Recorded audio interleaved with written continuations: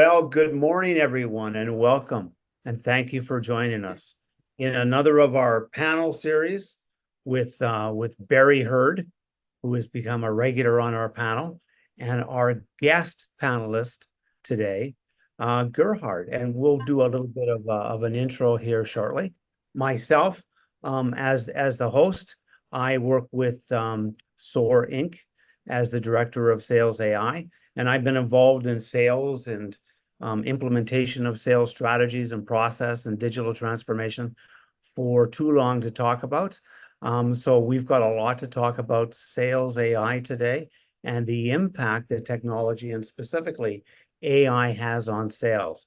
So Barry is our resident expert when it comes to data, and from startups to internal corporate projects. He works with organizations to bring data and emerging trends together to strategically move the needle for emerging companies and his clients.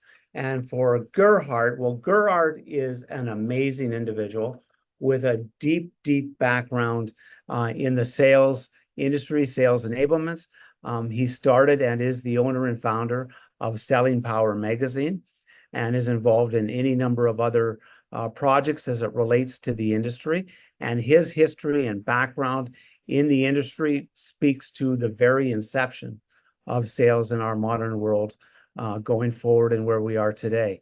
So his expertise and insights combined with Barry's and mine should make for a very fun and interesting conversation. And Gerard, if I might ask you to give us a little bit of an overview of your incredible history in the industry and how you got started and how you got to where you are today. Well, first of all, thank you for that wonderful introduction. I want to play back a recording tonight before I go to sleep. So I really feel good about that. You nailed it. Um, um, so I have a passion for selling, but also I have a passion for the performing arts. I was actually in an amateur theater in Austria as a kid, and I was really impressed by the magic that words and lines have on the mind when you act them out. And that led me fast forward to when I got a job in sales and marketing in a multinational construction equipment company. I realized that you could improve salespeople with scripts by teaching them acting methods. And I created an interactive video training course for them where my goal was for them to impersonate a sales professional that has more wins. And it really worked.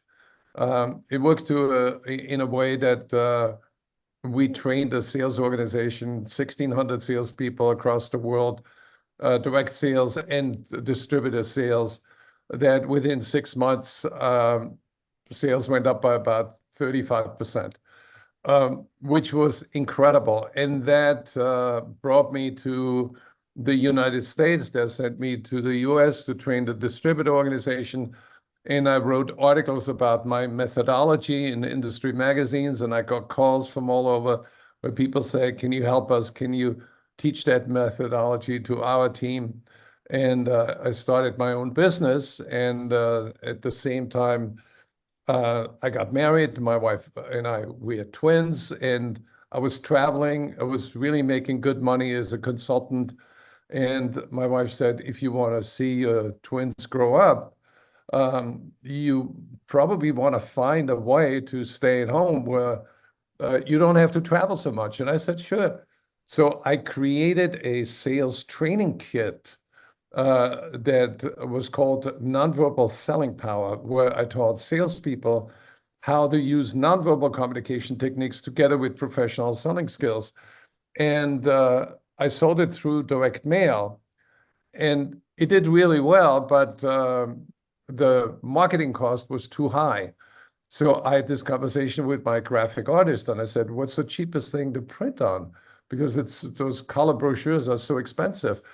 And he says, you may as well use newsprint. And I said, that's a great idea. I like the Wall Street Journal. Why don't we create a publication where I publish some of my articles on how to sell?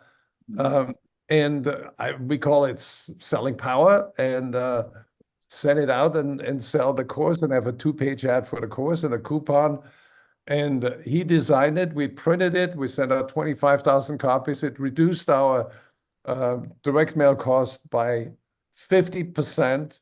So there was a better margin, but then something really odd happened. I got a call from a sales training director from Liberty Mutual, and he says, I want to buy 100 copies of this Selling Power publication, this newspaper. And I was not prepared for that. And I said, what do you want to do with it? And he says, I want to share it with my salespeople. And then I got more calls from other people.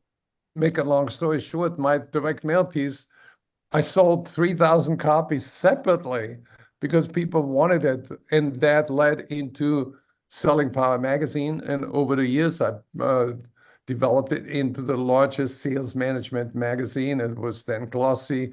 It was in the back seats of United Airlines. We had Salesforce.com as a back cover advertiser. And in the first year, somebody from General Motors, who was a subscriber to us, called Salesforce, and they got a $82 million deal from General Motors. And we had a cover story on the Four Seasons, and Isidore Sharp, the chairman, bought 75,000 copies, put a copy of the magazine in every single hotel room at Four Seasons around the world. And I had the privilege of interviewing people like Zig Ziglar and Mary Kay and Dr. Ken Cooper and Jay Leno. And I was invited to events, and I was able to have a private dinner with George Bush 41. Was invited in Miami at the Doral to do a keynote at lunch for 300 salespeople that were at President's Club. And Bill Clinton was the dinner speaker. And I was able to play around with Bill Clinton and the CEO of that company at the Doral. And I was invited to the Clinton Global Initiative, and I played with him again in Colorado. And and I interviewed Donald Trump and did a cover story about 15, 20 years ago. And I had an amazing ride meeting all those wonderful people. And I wrote 16 books on sales and motivation. And I also love photography, so I published a book on the bald eagle. And now I think everybody who's listening can understand why I wanted Gerhard to tell that amazing story, because that is just incredible. And I congratulate you on every step of the way, Gerhard. And you've created something really special, and you've made a difference for an enormous number of professional salespeople over the decades that you've been involved. And that is why I thought today's discussion would be so perfect to have you talk about a couple of key points and really talk about how things have changed, what got us here. There's a great book, What Got You Here Won't Get You There. And I think we can speak in those terms in reference to what's happening with sales today. Because I think we agree on a lot of things, but maybe not on everything. So the things I wanted to talk about, number one, the future of sales and what does that look like? And I think from my perspective, the number one thing that folks want to understand is, will we need the same kind of sales organizations, sales infrastructure, and sales practices that we've had by way of volume and teams and sales positions, if I can put it that way, going forward? What are your thoughts? Well, we had probably a cover story every 10 years of the last 40 years in Selling Power magazine about the future of sales. And we I remember when we were in newsprint in 1982, we uh, thought about, CRM didn't exist, the web didn't exist, but we thought computer graphics would be, a better way to make sales presentations. PowerPoint didn't exist. So in those days, it was very, very hard to see what is next.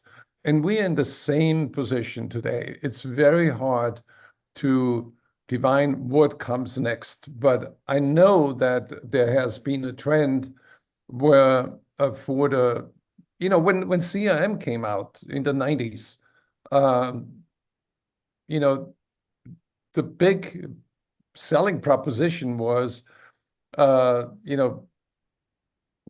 reduce the amount of paperwork that the salesperson has to create and free the salesperson's time so they can spend more time with their customers. But what has happened with the technology, salespeople spend less time with customers and more time with technology. It's a paradox. So when you think about the future, we're going to be stuck in that same paradigm. We got to have more technology doing the work of salespeople. Of course, it's obvious that with the co-pilots and the digital twins and the autopilots that are already available on the market now, um, the role of the BDR is going to be diminished. There's going to be fewer BDRs. And I predicted even 10 years ago that 30% of the salespeople we have today not going to be salespeople anymore because it's going to be taken over by machines, by intelligent machines that do a better job than salespeople. But we have technologies like medicine. It has side effects. And some of the side effects, and we discussed it before we started, they're really dangerous and they're scary. And we have a dread that our identity is going to be taken away by machines. Also, I see that the social fabric is thinning and the social support system is not going to be there for people because um, we, unless we recognize that as leaders, as technology improves, humanity needs to improve. That's an imperative. We cannot survive as a society if we don't do this and plan this now. Right. Wow. So that covers an awful lot of ground. I would say getting back to some of the points that you talked about, and Barry will have some comments on the data side for sure. But if I can speak to that 30% number, yes, and I would agree with that. I would add to that the nature of the skills that we need people to have by way of sales and now customer experience, because I think sales in its traditional sense transitions more to a customer experience role. Now, but the skills we need to have in reference to that are much greater and much higher and much more complex than they've ever been before, because AI and chatbots and assistants and all these other methodologies that we're developing with these technologies will do a lot and help people through that customer experience. And no question, I mean, I use myself as the example. 5 years ago, I was still very uncomfortable with a chatbot. I didn't like the chatbot. I wanted to talk to a person.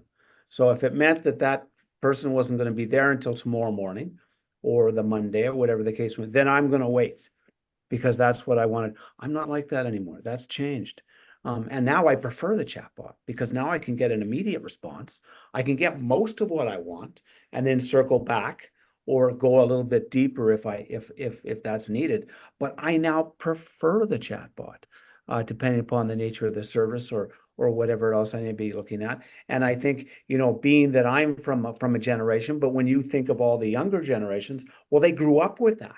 So they didn't have that fear in the first place. So they're very comfortable with that. But getting to the point that you made by way of, fake information or false ideas, or in fact, cyber crimes that can lead us in the wrong directions, that's where we need to create some safeguards and some methodologies, but that's also where people and skills can come in. So it's not like we're telling the sales industry that it's over. What we're telling them is you need to continue to change, but probably change faster today than you've ever been asked to change before, right? And really get in. It's not, I think it's not just change, it's also it's learning. There are three things about learning that come to my mind. We need to learn new things faster because there's a lot of new stuff. Like we're drinking from a fire hose. Now there are over 350 AI tools that can help sales organizations. We need to relearn the things that we once knew and no longer use. And that's something that AI can help us with because there's so much old information that is dormant where we let our skills atrophy. And we need to earn the future by learning. Well, Right. I'll jump in on this. So, as sales is evolving into this new territory, I think a lot of what we're seeing is the automation and the AI is accelerating. Do it faster, cheaper, optimize a funnel. But with this new territory, a lot of sales organizations and really the organization in total has to really realign their mission, their North Star. And when I think I can know more about a person or I can unleash an AI tool and study my ideal customer, right? I can learn all the data points about this entire community.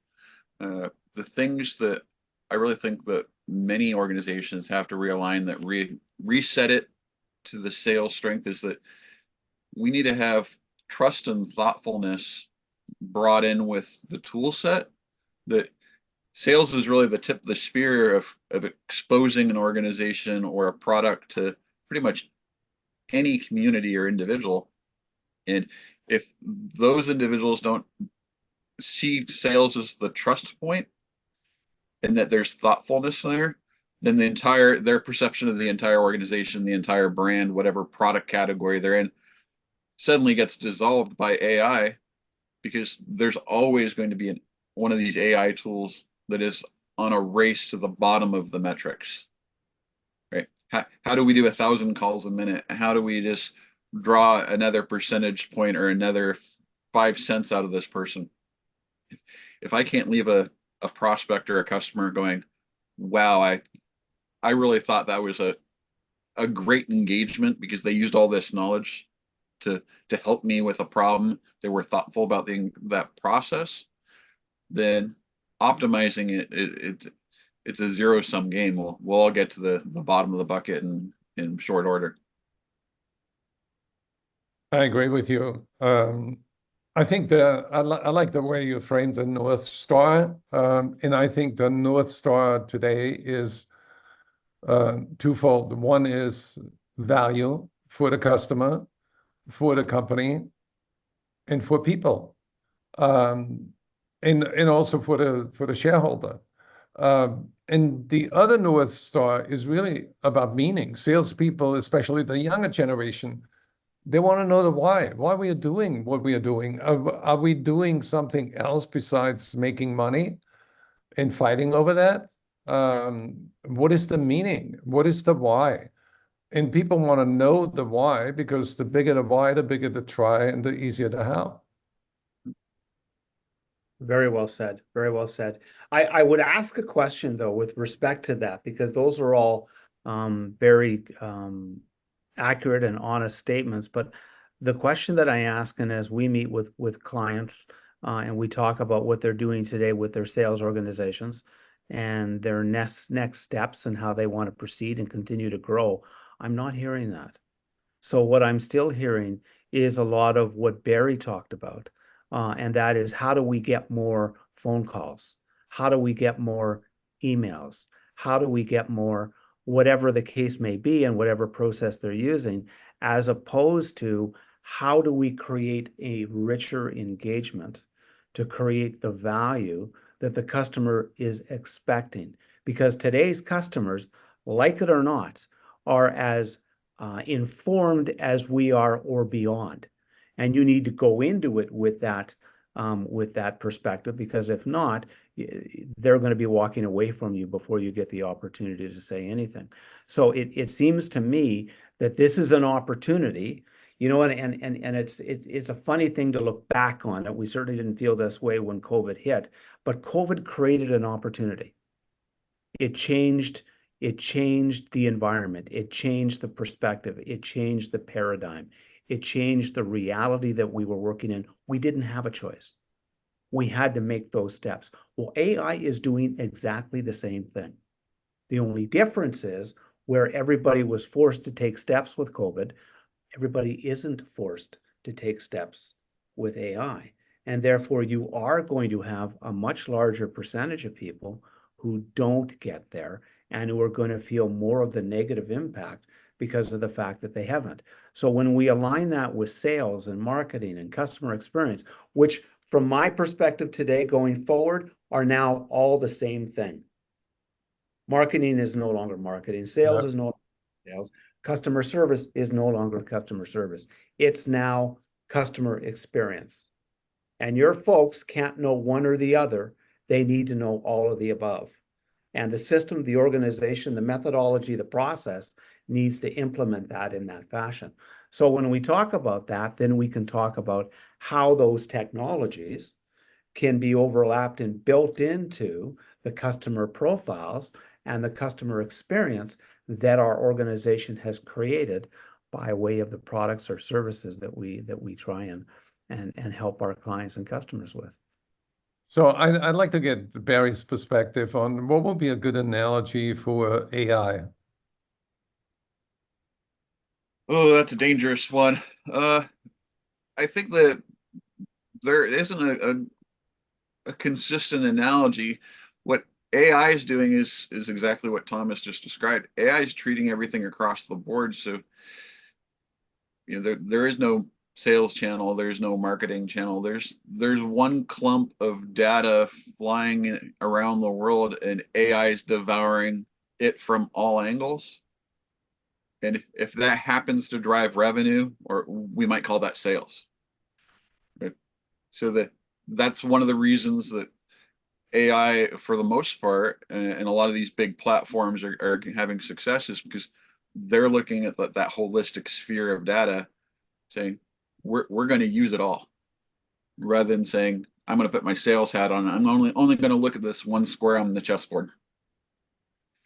Interesting. Well, what comes to my mind is that AI is like having sneakers for the mind, where the mind can run faster and reach the goal sooner. And AI really has two functions for me. One is productivity, the other one is creativity. Yeah, I would definitely think that. Well, I think it's productivity. I'd add on the AI scale is it's the scalability, it's the infinite number of X's that you can put on where does this go. That's something that breaks most organizations, because we're all trained on this concept that we do it once, we test it tomorrow, maybe we do it 3 or 4 more times, and just as we've gone through that process in a couple of days, AI has already done that 10,000 times.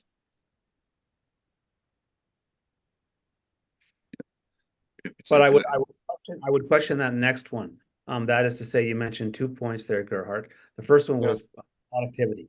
And that to me is kind of within reason, a bit of a gimme, in that that's the whole reason behind it. But I will also state that most of the implementations that I've seen with respect to AI, whether it be sales or production or operations or HR, have not produced that because they didn't do it with the right goals in mind in the first place. That's another discussion for another day. But when it comes to productivity, I think that that's clearly understood. When it comes to creativity, your second point, Gerhard, I don't think that is understood, right? Because I think I give you an example. In video.io, you give it a command, a verbal command, and say, let's say you have a problem with handling custom objections, like price objections, your price is too high, or I have to think it over. So you put in a like ChatGPT, you say, give me a 2.5 minute video that explains to salespeople how to handle price objections and how to handle stalls. And in less than 5 minutes, you get a halfway decent video that's an instructional video that you can show salespeople. However, now you have to be the adult supervision for the AI, because it creates scenes on video that may not be appropriate for your audience, that are just uh, white men. So you AI doesn't, and then you have to redo the command. So you have to be the co-creator with AI, and you have to be the editor of AI.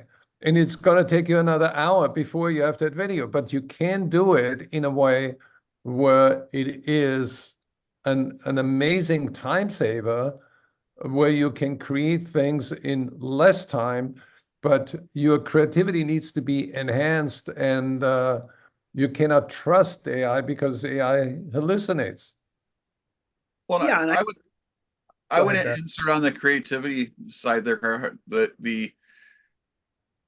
the old traditional method is that's the situation where we all locked ourselves in the room. We have that big client pitch the next day, and we're putting it up on the whiteboard saying, "No idea is too crazy. Put it on the whiteboard."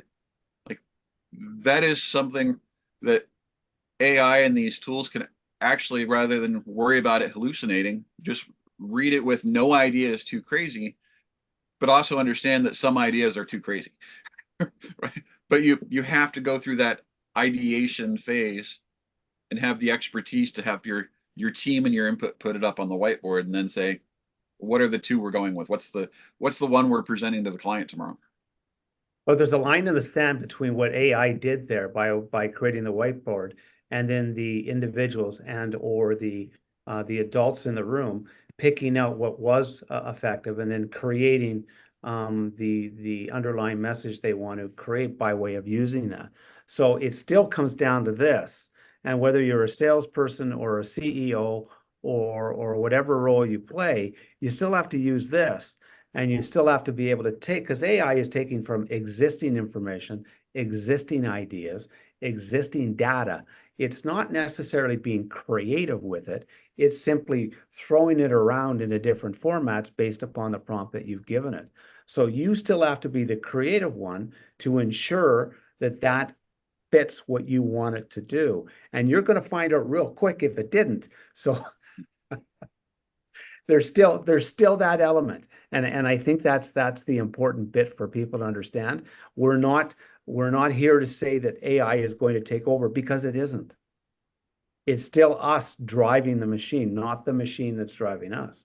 So we need to be able to manage that in a way that helps our customers. The tricky bit is, and this is where most people fall off, their customers are already way ahead in the sales process than they think they are. So we're trying to jump in to deal with what we think might be a price issue when it's not a price issue at all. It's a value issue. It's a how do I get the most out of it issue. And that's a different question entirely. And that's where this comes into play. And AI doesn't take the place of that.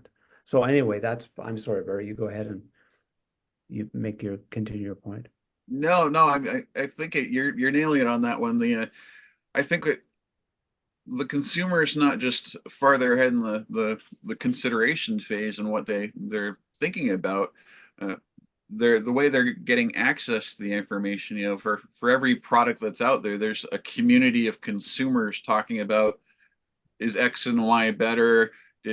Is my contract rate the same as your contract rate? All of these micro communities, and AI is starting to surface those communities to more and more people. So that level of where they're at in the pipeline, if you're in any category in sales where there's any type of research or consideration phase going on, assume that they've moved from the top of the funnel, 5 layers deeper, simply from one search or one query, because Now they know that there's a micro community of contract holders that are talking about exactly what it is you're offering, and you've read it all, right? That's a game changer. Just before it took a consumer a lot of research to find that micro community. Hopefully, many sales organizations hope to, that no one ever knows that they exist, right? If you've got somebody sharing details about your pricing strategy or sharing your entire sales pitch, like before you actually have a chance to engage them and talk about it, like, they hope those little communities and conversations just go away. I think there's another paradox we need to be mindful of, that when there is an avalanche information, there is a poverty of attention. Abundance of information, poverty of attention. I think it's a better way to say it. But the more information you have, the more people are ignorant that the information actually exists. And I'm reminded of the quote from Werner Heisenberg that nature does not reveal its secrets.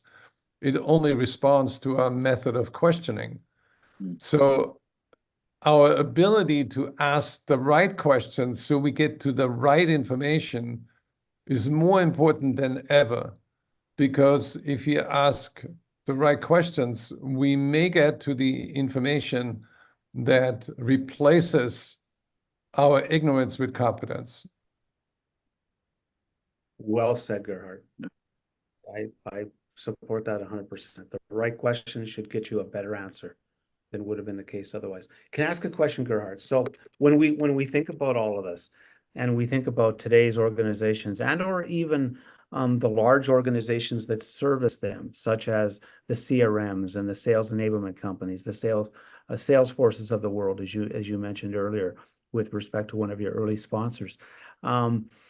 What do they need to be doing? And let's start at the organization level. That is to say, the company creating products and services that they want to bring to the marketplace. What should they be thinking about with respect to their organizations and the changes they might be doing on the basis of the conversation that we're having today? That is to say, how to use AI. Well, I think that what comes to mind is that the strange thing about human creativity is that it is not orchestrated. So when you think about the evolution of Salesforce that created that marketplace, the app exchange, it's is that the model was invented by Apple, and Salesforce took it over, and there are probably now over 10,000 tech solutions that can be used to make sales easier. So that creates a conundrum, because what we had over the last 10 years, technology bloat, that sales organization had 15 different sales tools, technology tools that salespeople needed to learn, needed to be trained on, need to be onboarded on. And then those companies realized that 15 is too much. It's like the span of control of sales managers to sales people. The ideal is between 7 and maybe 12. And the ideal number of technologies that salespeople can juggle effectively is maybe 7 or 8. So there has been a purge of technology over the last 2 years where people don't renew their technology because smart companies, sales leaders, look at the usage of technology and why pay 100% if your salespeople only use 15% of that technology. It's not profitable. So what I'm saying is that companies need communities, like Barry said. There are communities of buyers. There are communities of vendors or communities internally in the company that makes a decision what is right. So it's no longer in the hands of one individuals, because it exceeds our thinking capacity. I know a company, DataSite, they have a a team of cross-functional people that make the decision on what technology to use. It's not the sales ops manager that makes the decision with the CEO. It's people in the field, in the office, in the staff position, in line positions, so that they bring their collective intelligence to bear to make the right decision that is productive for everybody. And go ahead, Barry. I'm sorry. Oh, I was going to say, I think you definitely nailed on the workforce component here. Is that so many of the tools, if a vendor comes in and says, I want your employees to use this tool 5 hours a week, and all the employees come back 6 months later and say, well, we have the tool and we only used it 10 minutes a day, 5 minutes a week. Like, I was great at this tool. I figured out how to work it. They miss all of the holistic items that might be benefiting them or scaling other outcomes for the organization. And so a good comparison would be like buying a treadmill. If somebody comes and buys a treadmill and says, I only use it 5 minutes a day, but the entire purpose was to get you to use it an hour a day so that you'd get fit and develop your workout regimen. It's counterintuitive that all the employees are thinking about efficiency of doing it faster and more effectively, and they don't understand that the intent was actually to get you to do it in an hour a day, because the full benefit of the tool only occurs if you use it an hour a day. And to get somebody trained on that and develop all of the tendencies and work schedules and ethics to get on the treadmill an hour a day, that's the lift that none of the platforms and tools want to talk about. Yep. Yeah. And at the end of the day, that becomes within reason, the responsibility and the cost to the organization that bought the technology in the first place. But to your point, Gerhard, the technology stacks inside most companies today is ridiculous, right? And many organizations can go a long way in their costs by starting there, right? Never mind the talk of any other additional tools, whether it be AI or otherwise. Clean that technology stack up. Make sure your organization is tuned and tied into the customer experience you want to create, and then look at the technologies and the method by which they can play a role and bring them in accordingly. The nice thing about AI, depending upon where it's used and how it can be used in the process, is that for many parts of it, it's very cost effective. It's not an expensive way to go. In fact, everything that we're talking about today, as it impacts digital marketing, sales enablement, customer service, the BDR role, the SDR role, and all these things, the tools that can be brought to bear with respect to making a difference in all those are very cost effective. That's not the problem. The problem is you haven't defined the roles. You haven't optimized what folks are doing when they come in or when they work from their homes or whatever the case may be when they first start communicating with those customers. Are they even talking to the customer on the right channel, right? There's any number of organizations I've talked to that are still phoning customers when their customers spend 90% of their day on a direct message model, whether it be Messenger or WhatsApp or texting or any or all of the above. We're missing the boat. We're not communicating with our customers in the way that we could be effectively, and we need to re-engage and touch and work with our customers in the way that they want to work with us, not the other way around. And I think when you start there, then you can clean that technology stack, get rid of the things that don't align with the customer experience that you want to create, and start to do that. And here's the other element to that that's really amazing, is I can take a customer profile and I can put it into AI, and AI will actually give me a process and a methodology that might work better than what we think we're doing today, right? That's the kind of role that AI can play. And then you can optimize that on the basis of the exact tool and process that you want to create within that. But the power of AI to do that is extraordinary. right? And today, much like what happened with so many other technologies, and this is going to change, AI, for the most part, outside of the mechanical system you're using, whether it's ChatGPT or Claude or any of the other tools that are out there, right? That cost is there, but all the other cost, and this is the big one, Barry, the cost of data is not there, right? Because it's the wild, wild west, right? So all that data that we can go and fish, and because that's what we're doing, we're going in and we're fishing and we're grabbing anything and everything that fits into the prompts as long as we've got those correct in AI, and we've got access to everything. That will change. And in short order, there's going to be a similar concept that happened with the internet, and that is paywalls. And if you want access to this kind of data or that kind of data or this kind of information or whatever it may be, there's going to be a paywall, right? And you will have access, but you're going to have to pay for that. So today, as it is, you have this opportunity to create something for your company and to move forward at a cost that you won't in the very near future. So not only does it help you grow your sales, your customer experience, and your opportunity today more so than you ever could before, but your cost today is lower than it's likely going to be 2, 3 years from now when everything starts to get walled up. And now you've got to pay for different facets that we've all learned to use at a higher and more optimal pace.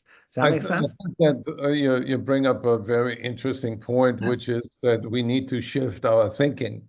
And in a business, there are two kinds of thoughts. There are thoughts about the structure of the business and thoughts about the operation of the business.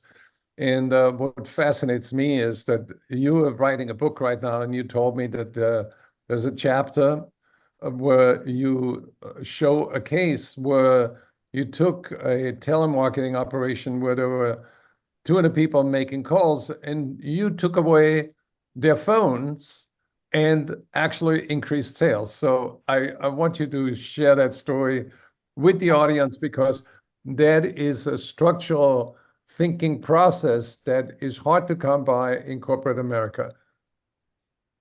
Well, you kind of put me on the spot. So I will do that, but I will do that in more broad terms so that the names involved to protect the innocent. But you can see that in my book when it's completed, which it's not yet.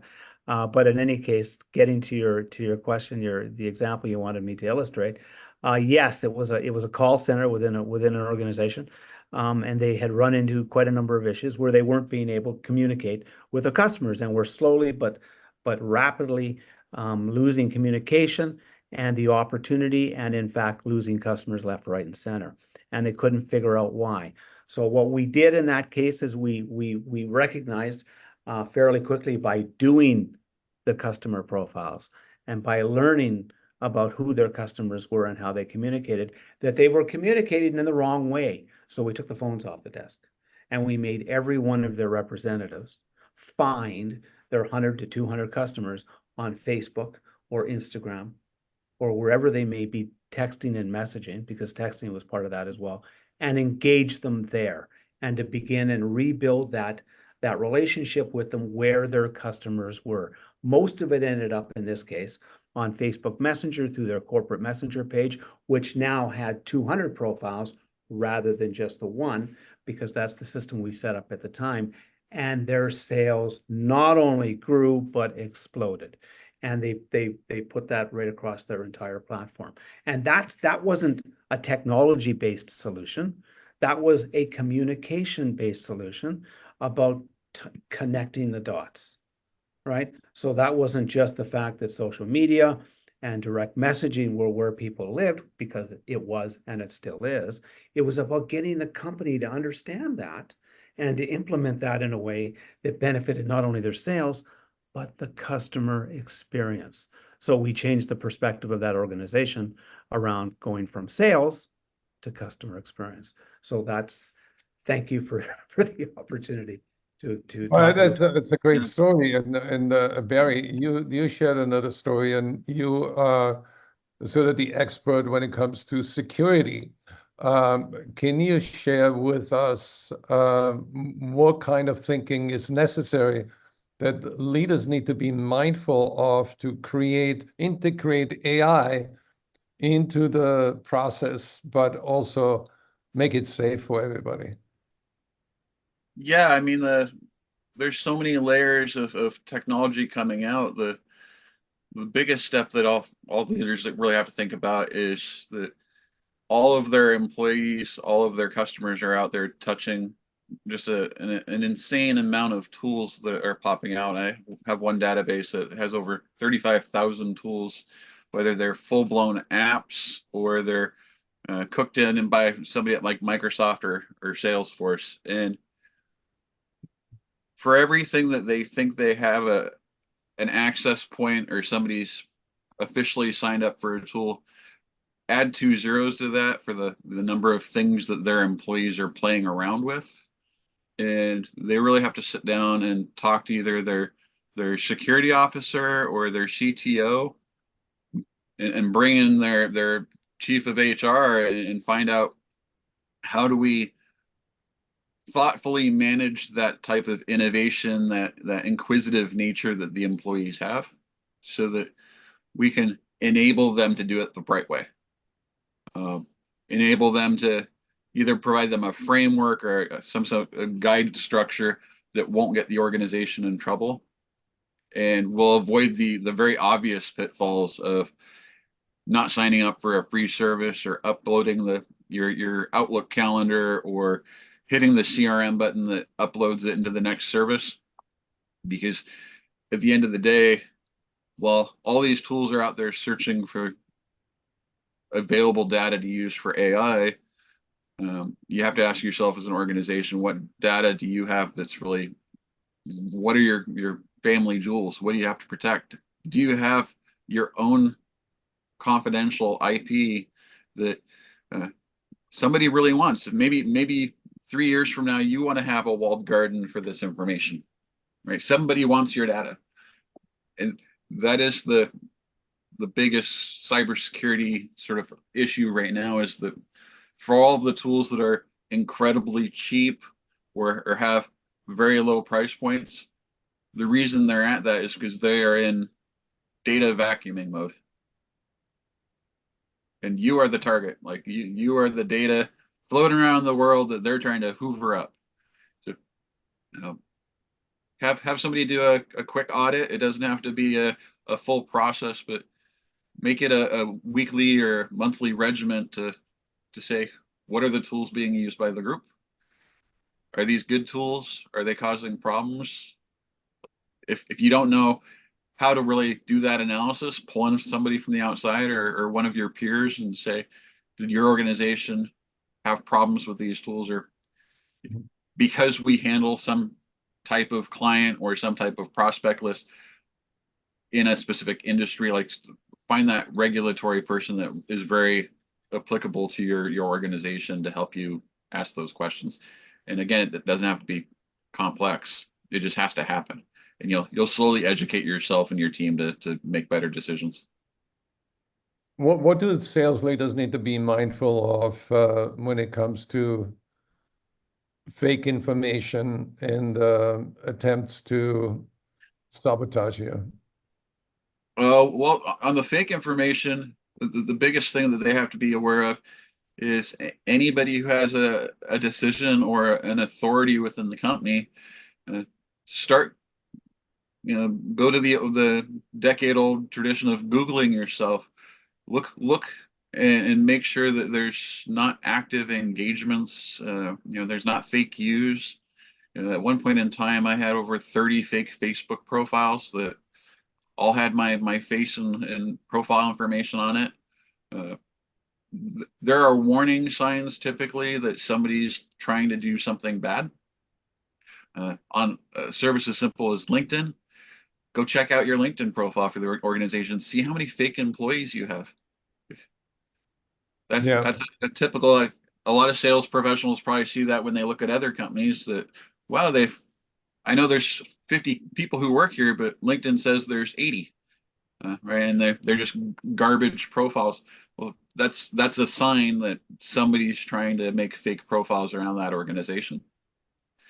And ramp that type of thought up if you've got executives who have access or authority to access the bank account, make major changes, sign things on, access the servers or the IT stack.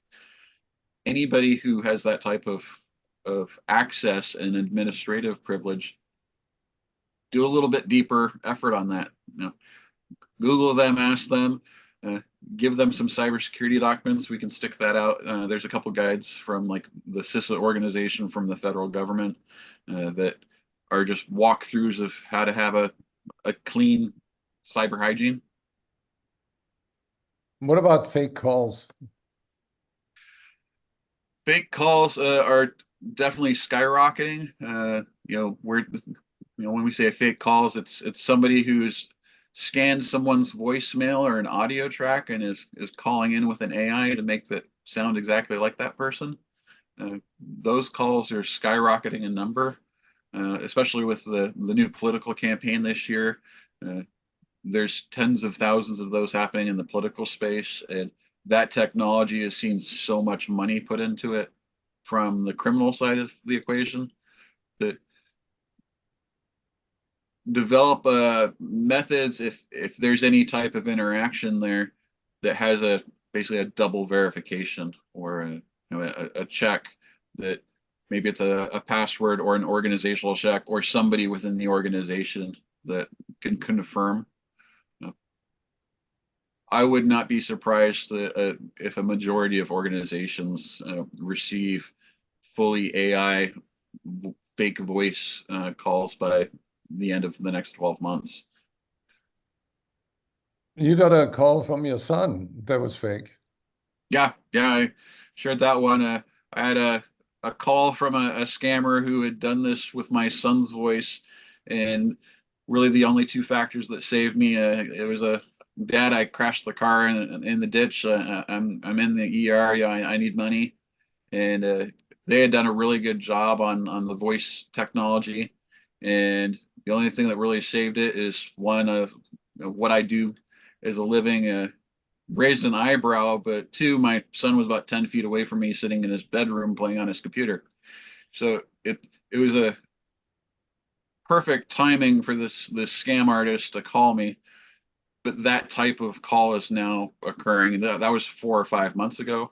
That call is now happening 10,000 times a minute from all sorts of different cyber type of infiltrators. And every time there's a data breach or a voicemail breach where that type of audio can be captured, suddenly that enables that to happen.